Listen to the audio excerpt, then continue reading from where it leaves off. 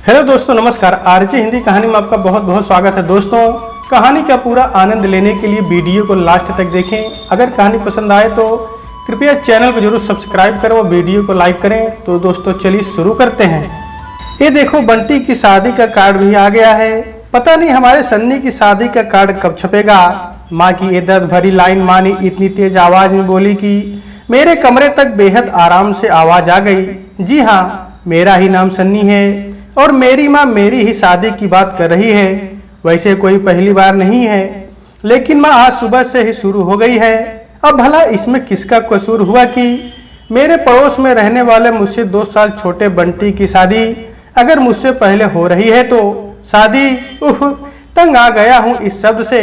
अब अपने दर्द के बारे में आपको बताऊं, इससे पहले मैं जरूरी समझता हूँ कि अपने बारे में आपको बता दूं। मैं राजीव उर्फ सन्नी, एक नामी कंपनी में सॉफ्टवेयर इंजीनियर, पहले पढ़ाई उसके बाद नौकरी, फिर एक अच्छी पोजीशन। सच बोलूं तो मुझको भी पता नहीं चला कि कब मैं 29 साल का हो गया। अब आते हैं मेरी दर्द भरी कहानी पर। नहीं, अगर आप ये सोच रहे हैं कि मुझे किसी से प्यार था या फिर कोई लड़की मुझे छोड़कर चली गई, तो मैं आपको यहीं रोकना चाहता हूँ। दरअसल मेरा दर्द बस इतना है कि जब तक मेरी शादी नहीं होगी मेरा परिवार मुझे चैन से जीने नहीं देगा। मेरे माँ पापा चाहते हैं कि 30 का आंकड़ा पार करने से पहले मेरे हाथ पीले हो जाए। वैसे अगर मेरे माँ पापा एक टॉपिक गलती से भी बंद कर दें कुछ देर के लिए, तो कम वक्त फोन की घंटी से फिर वही सब कुछ शुरू हो जाता है। कभी कभी तो मुझको लगता है कि मैं इस दुनिया का अकेला ऐसा कुंवारा हूँ जिसकी उम्र 29 साल है, क्योंकि जहाँ भी जाओ बस एक ही लाइन सुनने को मिलती है, बेटा शादी कब कर रहे हो? अरे कोई पसंद कर रखी हो तो बेहिचक बता दो। तू कहे तो मैं अपनी ननद की जेठानी की चचेरी बहन की बेटी से बात करूं। बाप रे, 2 मिनट तक तो यही सोचना पड़ता है कि इतनी दूर की रिश्तेदारी कोई कैसे याद रखता है। और हाँ, जब आप कुंवारे होते हैं तो आपको आपके हमसफर से मिलने के लिए मंदिर, शादी, सगाई, यहाँ तक कि जन्मदिन तक में ले जाया जाता है। आपके माँ पापा की नज़र दूल्हा दुल्हन पर कम और उनके कुंवारे भाई बहनों और उनके दोस्तों पर ज़्यादा होती है। और आपको लड़की भी ऐसी दिखाई जाती है। बेटा और लाल वाली को देख, कितनी सुंदर लग रही है। तू कहे तो मैं बात चलाऊं? माँ प्लीज यहाँ पर तो बस करो। मैंने माँ से कहा, हाँ, तू चाहता ही नहीं है कि तेरी शादी हो। मुझको थोड़ा सुख मिल जाएगा अगर घर में बहू आ जाएगी तो। माँ ने इमोशनल अत्याचार चालू कर दिया। अच्छा ठीक है माँ, जो तुम्हें पसंद आए वो मेरी ही पसंद है। ऐसा नहीं है कि ये दौर सिर्फ मेरे जीवन में आया है, ये दौर हर नौजवान के जीवन में आता है। अक्सर लड़कियों की फीलिंग, इमोशन की बात की जाती है। हम बेचारे पुरुषों की भी कुछ भावनाएं होती हैं। अगर एक लड़की को शादी करने के लिए घर का काम, बड़ों का आदर, पढ़ाई लिखाई आनी चाहिए, तो एक लड़के को भी सुशील, पढ़ा लिखा और अच्छी नौकरी में बंधा होना चाहिए। नहीं तो कोई बेटी का पिता उसको अपनी बेटी नहीं देगा।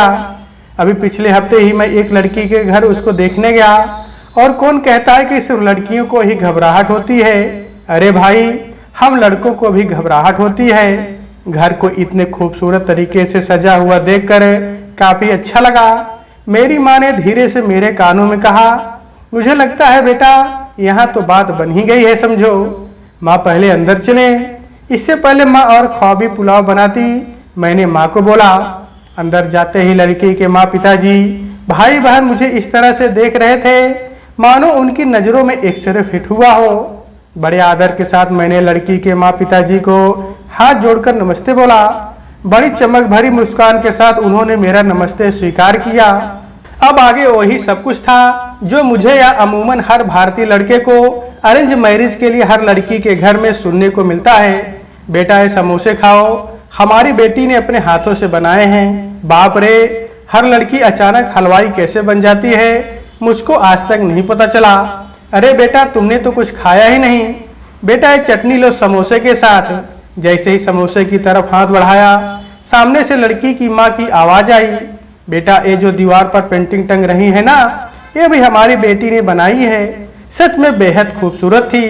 उस पेंटिंग को देखकर मुझे लगा, वाह, तो मैं जिस लड़की को देखने आया हूँ उसमें हलवाई और कलाकार वाले दोनों खूबी हैं।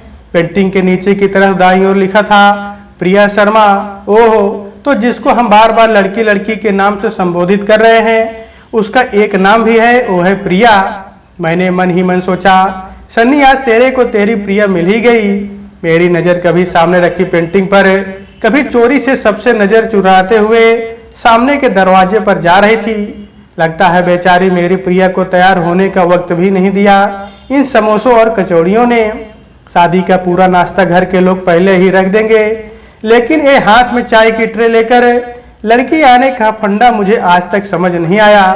शायद ये प्रथा भारतीय पारिवारिक फिल्म हम आपके हैं कौन से प्रेरित है, या शायद उससे भी पहले से। चाय की ट्रे हाथ में लेकर एक बेहद सहमी हुई सी लड़की आई। मेरी नज़र उस पर होती इससे पहले काफ़ी सारी नज़र मुझ पर आई, पर मैं भी कहाँ उनकी नज़रों से डरने वाला था। मैंने भी हिम्मत करके उसको यानी प्रिया को देख ही लिया। जैसे ही मैंने उसकी तरफ देखा तो मेरा छोटा भाई मेरे कानों में फुसफुसाते हुए बोला, क्यों भैया घंटी बजी या नहीं? मैंने उसकी तरफ तीखी नज़रों से देखा तो वो वापस सोफे पर चुपचाप से बैठ गया। प्रिया ने आते ही सबको नमस्ते किया और सबको चाय सर्व करने लग गई। मेरी माँ उसको सर से पांव तक भली बात निहार रही थी। जैसे ही वो आकर बैठी घर वालों ने कहा, जाओ बेटा दूसरे कमरे में जाकर अगर अकेले में कोई बात करनी है तो कर लो। उसकी नज़र और झुक गई। मेरी माँ ने कोहनी से मुझको इशारा करते हुए कहा, हाँ हाँ बेटा जरूर जाओ।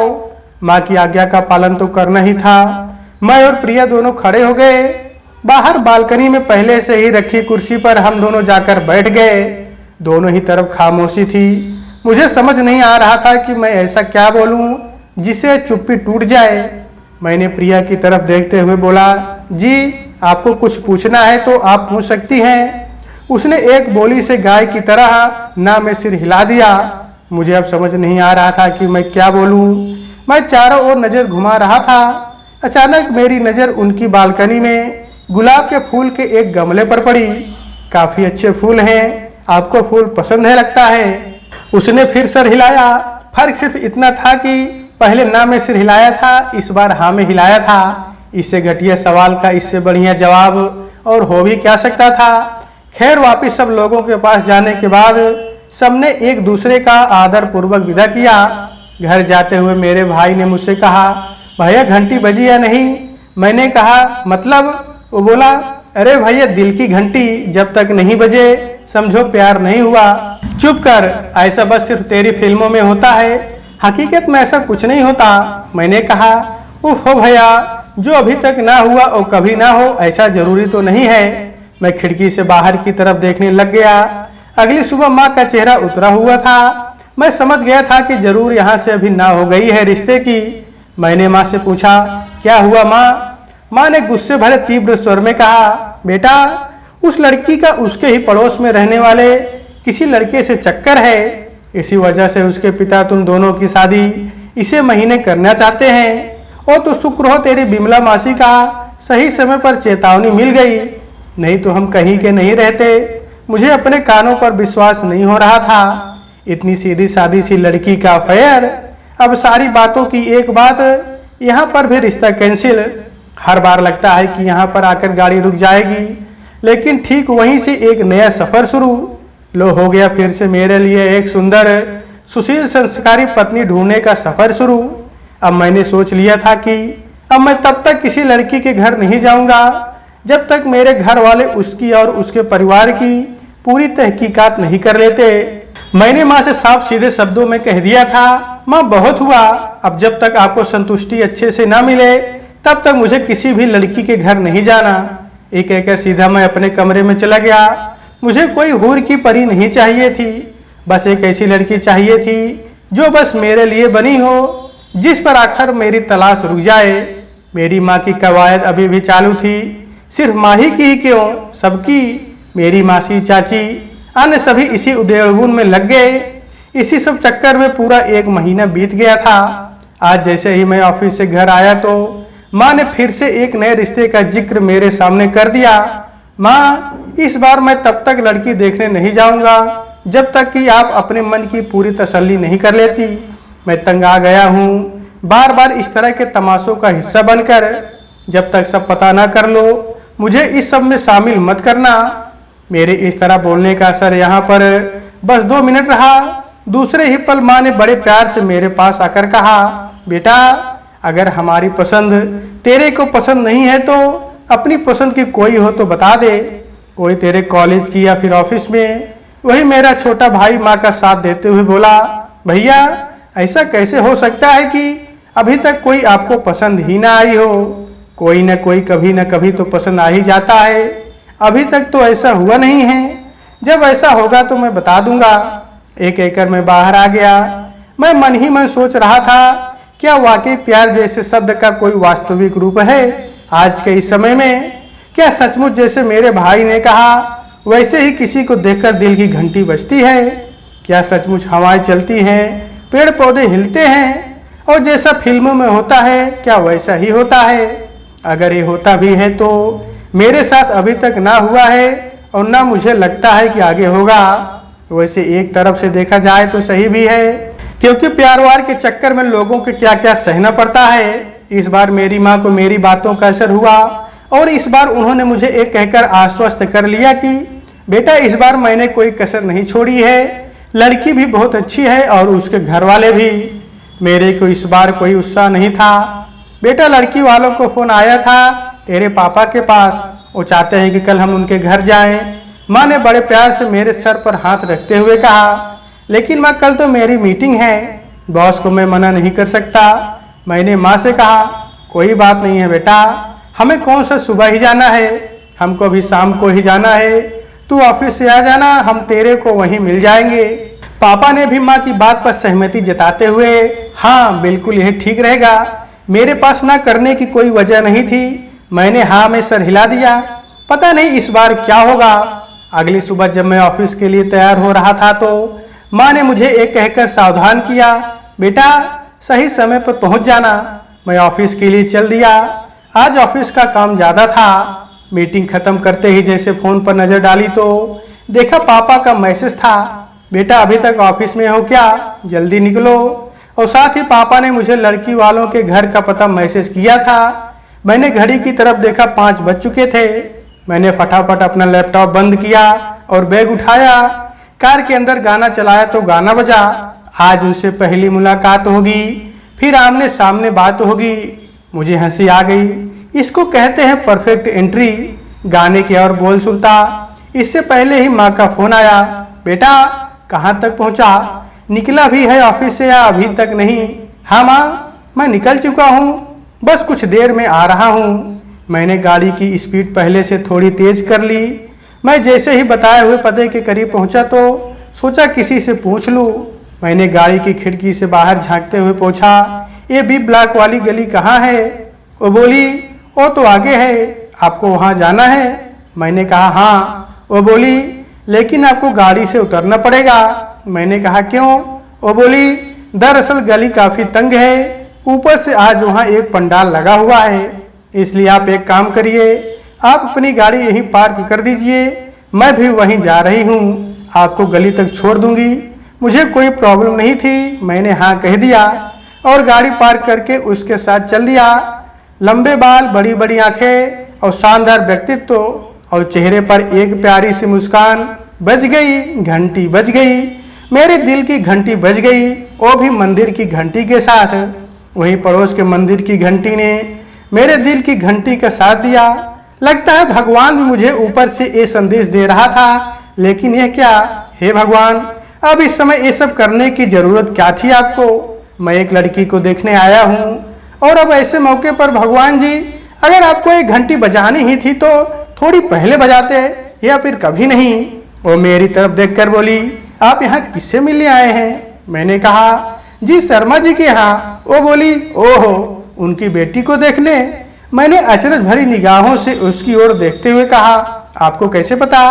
वो हंसकर बोली, पड़ोसी हैं, इतना तो पता चल ही जाता है। ओहो, मैं मन ही मन बोला, काश से पड़ोसन नहीं बल्कि उनकी यानी शर्मा जी की बेटी होती। वो बोली, ओहो तो आप लड़की से पहले मिले हुए हैं? मैंने कहा नहीं, आज पहली बार मिलूंगा, मुझे ये सब ज़्यादा पसंद नहीं है। पहले से ही लड़की को सिखा दिया जाता है, ये करना है, ये बोलना है। बाप रे, मैं समझ सकती हूँ, पर यही सब कुछ परंपरा में शामिल है। एक कहकर वो मुस्कुरा दी। उसके साथ वो 5 मिनट अब तक के सबसे अच्छे 5 मिनट लगे। थोड़ी दूरी तक चलने के बाद बोली, यहीं रुकना होगा, मेरा घर आ गया है, आप आगे से पहले घर में चले जाइए, वहीं आपकी मंजिल है, और हाँ बेस्ट ऑफ लक। मैंने कहा थैंक यू। ये कहकर मैं आगे चल दिया। अब मेरे मन में पहले से भी ज्यादा उथल पुथल चल रही थी। मैं मन ही मन उस लड़की के बारे में सोच रहा था। अरे ये क्या, मैंने तो उसका नाम भी नहीं पूछा। वही दूसरे पल ये सोचकर मैं मायूस हो रहा था कि नाम पूछ भी लेता तो क्या कर लेता। अब इस दिल की घंटी का कोई फायदा नहीं है। मैं लड़की वालों के घर पहुंचा। वहां पर मेरे घर वाले पहले से ही मौजूद थे। आओ बेटा, हम सब तुम्हारा ही इंतजार कर रहे थे। मैंने खाना पूर्ति भरी मुस्कान अपने चेहरे पर ओढ़ ली। मैं मन ही मन उस लड़की के बारे में सोच रहा था और साथ ही एक ख्याल भी मन में आया कि अगर यहाँ मेरे रिश्ते की हाँ हो जाती है तो जिस लड़की को मैं पसंद कर रहा हूँ वो मेरे होने वाली ससुराल के पड़ोस में रहेगी। रिधिमा बेटा चाय ले आओ। लड़की की माँ ने उसको बुलाते हुए कहा। मैं नजर झुकाए हुए बैठा था। जैसे मुझे किसी के आने की आहट ने बिल्कुल सहम दिया। मैंने नजरें जमीन पर गड़ा रखी थी। माँ ने इशारा करते हुए कहा, बेटा यह है रिधिमा। मैंने नजर उठाई तो मैं बस देखता ही रह गया। मुझे अपनी आंखों पर और भगवान की मर्जी पर विश्वास नहीं हो रहा था। मेरी आंखों के सामने वही लड़की थी जिसने मुझे यहाँ तक पहुँचाया था। मैं खुशी से पागल हो गया। उसको देखते ही मेरा मन था कि मैं जोर से चिल्लाकर कहूँ, अरे आप, लेकिन दूसरे ही पल घर के बाकी सदस्यों के भी घर में होने का ध्यान आया। मैंने अपने आप पर और अपनी खुशी पर काबू रखते हुए कहा, हेलो। हमारे घर वाले हम दोनों की तरफ एक टकी लगाए देख रहे थे। मेरे चेहरे पर एक सुकून भरी मुस्कान देकर माँ ने मन ही मन भगवान का धन्यवाद किया। हर बार की तरह इस बार भी रिधिमा और मुझे अकेले में बात करने का मौका मिला, जिस मौके का इंतजार मैं काफी देर से कर रहा था। हम छत पर घर वालों की मर्जी का प्लान करते हुए आए। मैंने एकदम पटाख से कहा, अरे आप तो वही है ना। वो बहुत तेज हंसने लग गई और बोली, मुझे पता था कि आप मुझे देखने आए हो। जब आपने मुझसे पता पूछा मैं तभी समझ गई थी। तो फिर आप वहाँ कैसे रुकी? मैंने आश्चर्य से पूछा। दरअसल आज मेरा एग्जाम था बैंक का, मुझे आने में देरी हो गई थी तो मैं घर के पीछे वाले दरवाजे पर ही रुक गई थी और आपको आने के लिए आगे वाले गेट से बोल दिया। वो मुस्कुराते हुए बोली। मुझे उसके बिना किसी झिझक से बोलने का अंदाज पसंद आया। पहले कभी किसी लड़की ने इतने खुलकर बात नहीं की थी। वो खुलकर बात कर रही थी, वो खुलकर हंस रही थी। ऐसी ही तो लड़की चाहिए थी मुझे अपना हमसफर बनाने के लिए। मैंने कहा, मुझे तो लगा तुम किचन में हमारे आने की खुशी में समोसे बना रही होगी। वो बोली, नहीं नहीं, ये समोसे तो मेरे भैया पड़ोस के हलवाई की दुकान से लाए हैं। मैंने कुछ भी नहीं बनाया। वैसे मुझे खाना बनाना आता है लेकिन ये सब नहीं। मैं उसके इस साफ दिल के रवैये को देखकर मुस्कुरा दिया। मैंने कहा, तुम्हें मुझसे कुछ पूछना है तो पूछ सकती हो। आखिरकार हम दोनों के रिश्ते की बात चल रही है। वो मुस्कुरा दी। मैं मन ही मन सोच रहा था, जिसने भी ये बात लिखी है या बोली है कि जोड़ियाँ स्वर्ग में बनती हैं और धरती पर मिलती हैं, कितनी सही है। और वो प्यार में घंटी बजने वाला फंडा भी समझ आ गया था। अपने बारे में बताते हुए उसने कहा, मेरा नाम तो आप जान ही गए होंगे घर वालों के मुंह से। मैंने M.Com करने के बाद जॉब शुरू की और साथ ही साथ ज़्यादा अच्छी नौकरी के लिए पढ़ाई कर रही हूँ। मुझे किताबें पढ़ने का, घूमने का और खूब सारी बातें करने का शौक है। ये कहकर वो हंस दी। आपको हाउसवाइफ चाहिए या वर्किंग वुमेन? रिधिमा ने मुझसे पूछा। जिसमें मेरी होने वाली बीवी खुश रहे और उसकी मुस्कान कभी कम ना हो, मुझे वही चाहिए। मेरे लिए इन सब बातों का कोई मतलब नहीं है। मेरे लिए रिश्ता खुशी और एक दूसरे की भावनाओं की इज्जत से बनता है। यह सुनकर उसकी आंखों में एक खुशी भरी चमक आ गई और चेहरे पर प्यार भरी मुस्कान। मैंने कहा, अगर तुम जॉब करने में खुश हो तो मुझे या मेरे परिवार वालों को कोई समस्या नहीं है। वो कुछ देर खामोश रही, फिर नजर झुकाते हुए बोली, मुझे यह रिश्ता मंजूर है। मैंने एक उत्साह भरी मुस्कान के साथ कहा, मुझे तो तुम्हारी पहली झलक से ही रिश्ता मंजूर है। कुछ देर बात करने के बाद हम दोनों छत से उतर कर आ गए। हमारी नज़रों में ही हम दोनों की एक दूसरे के लिए सहमति देखकर घर वालों के चेहरे खुशी से खिल उठे। मैं मन ही मन सोच रहा था, ऊपर वाले की टाइमिंग सच में बेहद गजब और परफेक्ट होती है। मुझे मेरी ही अरेंज मैरिज में ठीक 10 मिनट पहले प्यार हुआ और हो गई हमारी अरेंज मैरिज। मेरे परिवार वालों के लिए ये मेरी अरेंज मैरिज हो सकती है, लेकिन मेरे लिए यह मेरी अरेंज नहीं बल्कि लव मैरिज है। तो दोस्तों, आज के वीडियो में बस इतना ही। कहानी आपको कैसी लगी कमेंट बॉक्स में जरूर बताइएगा। तो दोस्तों, आपसे फिर मिलते हैं अगले वीडियो में। तब तक के लिए नमस्कार।